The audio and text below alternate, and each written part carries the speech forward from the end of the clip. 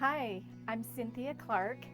As a soulmate palmist, I've discovered a system using hand analysis to identify your soulmate matches. Greater love is possible for you. There are 6 keys to soulmate attraction. There are 10 heart chambers in your hands that show you exactly what you need to heal. I can help you untangle dating confusion and work with the vibrational energy to change your vibration. True love exists for you if you claim it. Join me at loveinyourhands.com and find soulmate love fast. Thank you for tuning in to Love in Your Hands with Cynthia Clark, soulmate palmist, spiritual teacher, love coach, author, and speaker. We're sharing stories of love and connection and lessons learned along the way. This podcast is sponsored by loveinyourhands.com, the place to ignite soulmate love fast using an innovative system to help you end loneliness and toxic relationships and elevate your vibrational energy to soulmate love and deeply compatible partners. Get started for free at loveinyourhands.com. And now here's your host, Cynthia Clark. Hello there, everyone. How you doing today? My name is Cynthia Clark, and I am a soulmate palmist and spiritual teacher. You can find me over at loveinyourhands.com if you're interested in finding long-lasting love fast. And today is going to be a fun day. I feel like we need to talk about the individual versus the collective. And we actually embody both of these in our energy. So as a person, as a human being, we have a soul and we have an individual soul. We also have an individual purpose, which is located, you can read that through the fingerprints. And we also have an individual personality, which is partly formed by our hand shape, which forms by the time we're about 5 or 6 years old. So that is all of our individual side. But we also are part of a collective, and we're all connected. We're all entangled. Our energy fields are entangled together. So we're how we act and behave actually does impact the whole and the collective. So I thought it'd be kind of fun to show you in your hands how this can be read, because some people are naturally more inclined towards the individual side and they value that more and they also focus on that more. And some people naturally embody more of the collective side and they embody that more and they spread that more. So I thought it would be fun to just show the differences, and you can kind of gauge where you fall in the realm of this discussion. So I want to start out by pointing out that your hand, we want to take a look at this. The one finger you definitely want to look at is what we call the Apollo finger, which is your ring finger. Okay. And here I drew a little picture of a hand here so you can see. The upper zone, okay, so if we look at the phalanges are simply the little sections of your finger. So we have 3 phalanges per finger. And the Apollo finger is the ring finger. So this one that's obviously next to the little finger.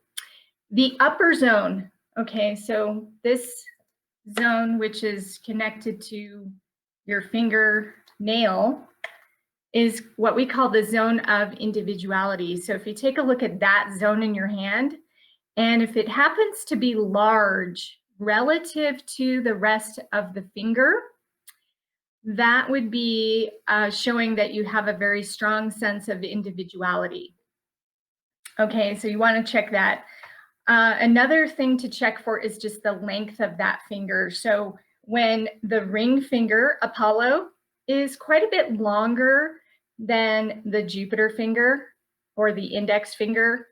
That also shows you have a strong individuality because that's the finger of individuality. Okay, so you can check just the length by putting your hands together, your hand together, and put the fingers together and just take a look at it. Okay, sometimes when they're spread out, you can't really tell. Okay, so another thing to check for is whether you have how the fingers like to spread out. So when your index finger spreads far away from the rest of the hand, okay, so if it wants to kind of jut out and be by itself, that is another indicator because that's a freedom orientation. Okay, the index finger Jupiter represents how you look at yourself. And it's also known as your leadership finger. So when this finger naturally wants to be away from the rest of the fingers, it's like, I want to be an individual. Okay, so that's what that means. Another thing to check for is your little finger Mercury. That's your finger of communication. And when that one juts away also from the rest of the fingers, so when you naturally hold your hand up and spread your fingers apart, does it want to be over on its own? Okay, that's another thing you can check for. And that basically says, I feel isolated. I don't feel like I'm connected to anybody or anything. And it turns into somebody who could also be more curious and they want to learn different things. And they can also be a little bit more just maybe lower in trust, like they're not going to trust things as quickly or as easily, which is, of course, good and bad, depending on how far the spectrum it goes.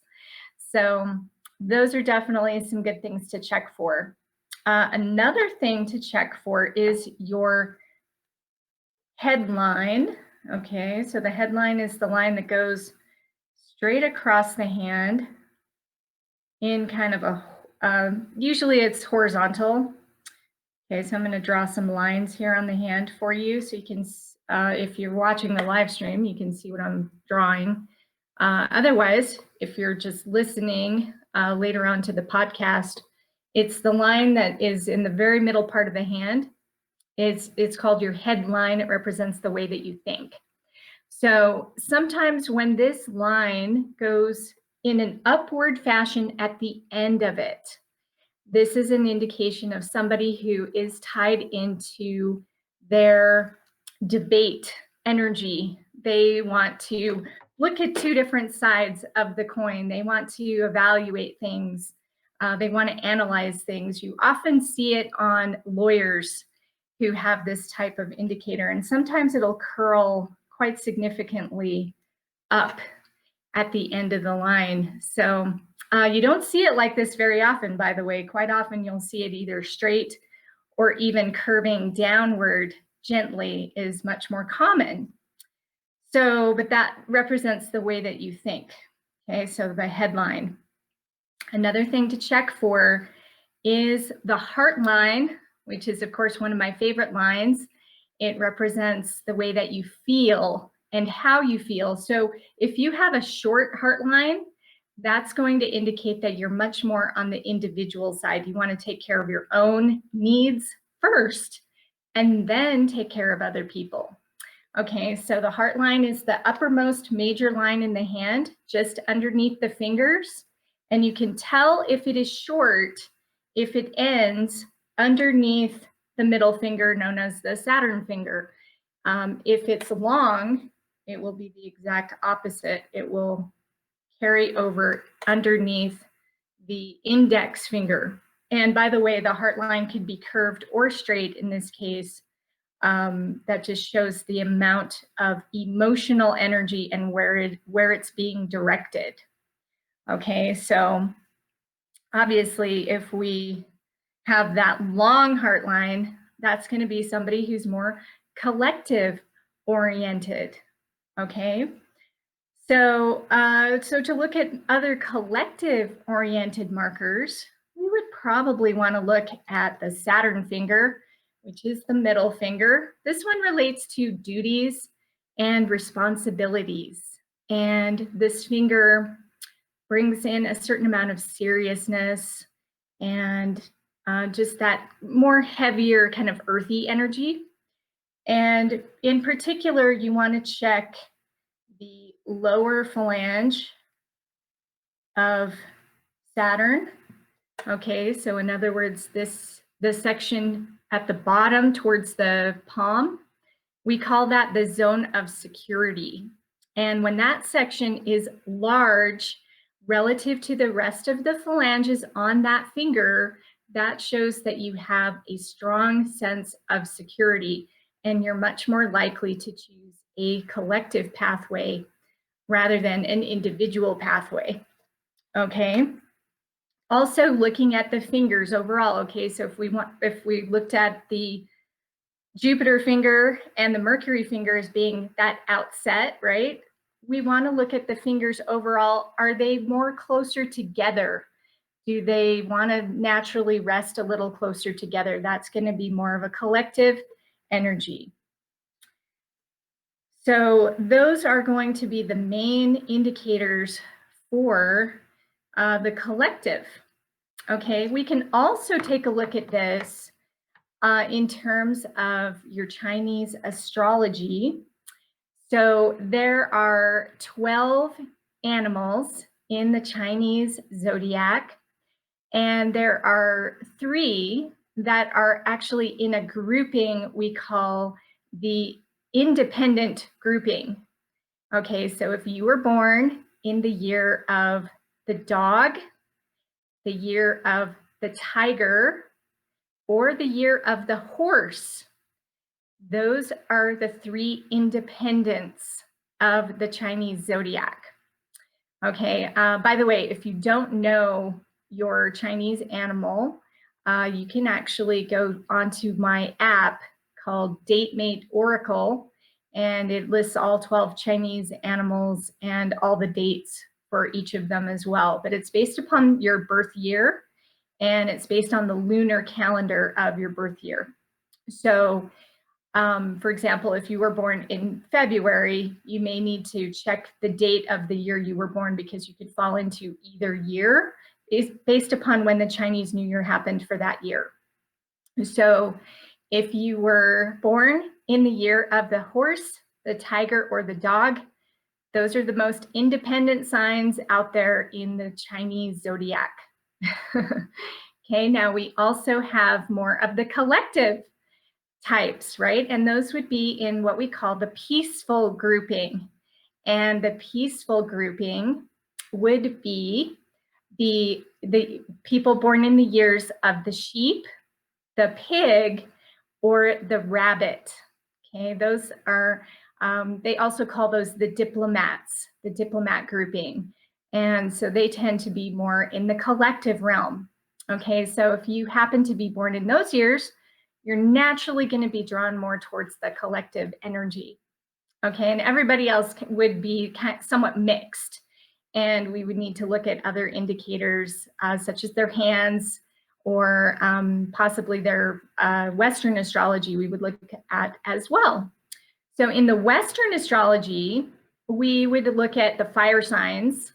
Okay, so if you were born in the year, or I'm sorry, in the months, okay, so this is looking at the month of your birth, the fire sign of Sagittarius, the fire sign of Aries, or the fire sign of Leo. Those tend to be much more independent, and people born more in the earthy months, which would include Capricorn, Taurus, or Virgo, those tend to gravitate more towards the collective. And ultimately, when we look at these types of things, it's good to remember that everybody is equal. There is no, one is not better than another. You know, there's no judgment on any of this. It simply is showing you how each individual interacts with their world. And we all see the world totally differently, right? Because it's our combination of all of these things that make us who we are as a human, as a soul. And we have different purposes, we have different agendas. We're all here to exude different types of energy. And ultimately, when we are in balance, then we can actually impact the collective in a positive way. So that's something that I feel very strongly about, is that we need to tap back into our heart energy, our love energy. And when we do that, we not only can be authentic in who we are and what we express, but we also can attract a soulmate partner who is best for us. So if you happen to be looking for your soulmate and you haven't found that person yet, your hands and your astrology absolutely tell you who you are most compatible with. And you can also learn to harness the energy inside of you, who is your authentic self. And when you harness that and embody that, it naturally raises your vibration so that you can attract just the right partner for you. So if you're interested in learning more, this is definitely what I specialize in. And I'm teaching a free masterclass called Ignite Soulmate Love. And I teach you all about how to do this and what's involved. And it's really fun. All you do is go to loveinyourhands.com/masterclass to sign up. And I teach the class every single week. So I hope you can join me. And I also want to talk a little bit about a new series that I'll be starting. It's called The Cup of Love. And you can find that over on my YouTube channel, Love in Your Hands. And I feel like the world needs a lot more love right now, because it feels like the individuals versus the collectives are fighting with each other. And I feel like there's a lot of disharmony right now. And it seems like we need a place to go where we can connect to our heart center and the cosmic heart and the love energy. So I want to start just spreading more messages of love, where you can get like your daily dose of love nourishment. So join me over on YouTube for that. And also, if you would like to find your soulmate, that's another thing that is available at loveinyourhands.com. I've opened up my dating application where you can go in for free and you can get started. So there's really no reason why you shouldn't have a partner in your life. If you're looking for one, you can live the life of your dreams with the love of your life. And I feel that life has more meaning when it is shared. So if you agree with me, then definitely we need to connect to our soulmate. So thank you so much for joining me today. And I appreciate you. I love you. And I'm keeping that heart energy open for you, regardless of what your sign is or what your hands have to say. It's all just there for you as information to harness and utilize for your soul's purpose. So thank you and have a fantastic day.